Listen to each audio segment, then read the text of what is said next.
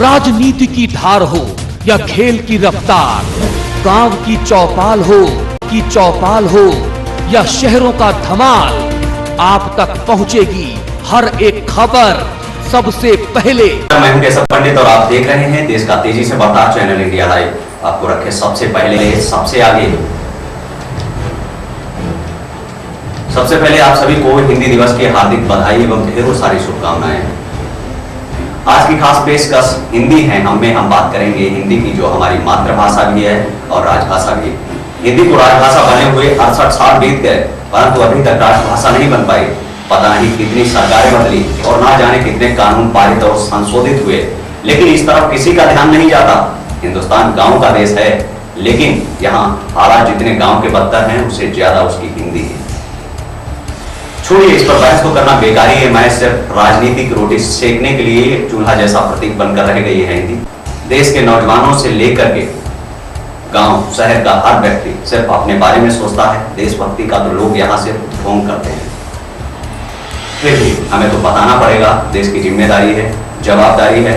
सजग हो जाओ, समझ जाओ, कहीं हम खुद को तो नहीं खो रहे हैं। हिंदी दिवस के बारे में आपको विस्तार से बताएंगी अनु ठाकुर। हिंदी है हम की खास पेशकश में। देश में हर साल 14 सितंबर को हिंदी दिवस मनाया जाता है, लेकिन क्या आप जानते हैं कि इस दिन ही हिंदी दिवस क्यों मनाया जाता है? जब साल 1947 में देश आजाद हुआ तो देश के सामने हिंदी भाषा का सवाल एक बड़ा सवाल था। भारत जैसे विशाल देश में सैकड़ों भाषाएं और हजारों बोलियां थी। 6 दिसंबर 1946 को आजाद भारत का संविधान तैयार करने के लिए संविधान सभा का गठन हुआ। संविधान सभा के अंतरिम अध्यक्ष सच्चिदानंद सिन्हा बनाए गए। बाद में इसके डॉक्टर राजेंद्र प्रसाद को इसका अध्यक्ष चुना गया। डॉक्टर भीमराव अंबेडकर संविधान सभा की ड्राफ्टिंग कमेटी, जो कि संविधान का मसौदा तैयार करने वाली कमेटी है, के चेयरमैन थे। संविधान सभा ने अपना 26 नवंबर 1949 को संविधान के अंतिम प्रारूप को मंजूरी दे दी।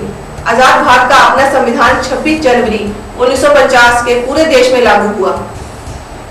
संविधान में विभिन्न नियम कानून के अलावा नए राष्ट्र की आधिकारिक भाषा का मुद्दा अहम था। काफी विचार विमर्श के बाद हिंदी और अंग्रेजी को नए राष्ट्र की आधिकारिक भाषा चुना गया। 14 सितंबर 1949 को संविधान सभा ने देवनागरी लिपि में लिखी हिंदी को अंग्रेजी के साथ राष्ट्र की आधिकारिक भाषा के तौर पर स्वीकार किया। बाद में जवाहरलाल नेहरू सरकार ने इस ऐतिहासिक दिन के महत्व को देखते हुए हर साल 14 सितंबर को हिंदी दिवस के रूप में मनाने का फैसला किया। पहला आधिकारिक हिंदी दिवस 14 सितंबर 1953 को मनाया गया। आजादी की लड़ाई के दौरान एक राष्ट्र के लिए एक साझा भाषा की मांग उठाती रही है। अलग अलग प्रांतों के नेताओं ने हिंदी को देश के संपर्क भाषा बनने के काबिल माना। समूचे उत्तर भारत के अलावा पश्चिम भारत के ज्यादातर राज्यों में हिंदी बोली और समझी जाती है, लेकिन दक्षिण भारतीय राज्यों और पूर्वोत्तर के राज्यों के लिए हिंदी पराई भाषा थी। इसलिए आजादी के बाद हिंदी को देश की राजभाषा घोषित नहीं किया गया। संविधान के अनुच्छेद 351 के तहत हिंदी को अभिव्यक्ति के सभी माध्यमों के रूप में विकसित और उच्चारित करने की जिम्मेदारी केंद्र सरकार की है।